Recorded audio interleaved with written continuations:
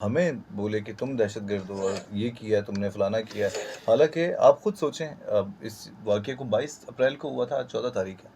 कहाँ हैं वो 4 लोग? वो कहाँ चले गए? वो मर गए, वो खप गए, वो ज़मीन निगल गई। वो क्या चील थे, वो इच्छाधारी थे, साँप बन गए।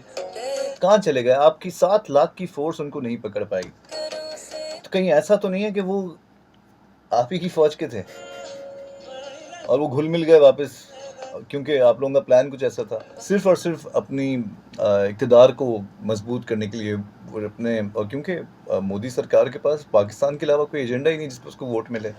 ऐसा कुछ और उसने किया ही नहीं है। तो हम तो हमेशा अमन की बात करते हैं और हम अमन पसंद कौम है, जो खुद दहशतगर्द है, जिसने पाकिस्तान में दहशतगर्दी फैलाई हुई है, बलूचिस्तान में या फिर इंटीरियर यहाँ पे प्रॉपर भाई फंडिंग करते हैं ये लोग अपनी कि पाकिस्तान को नुकसान पहुँचे।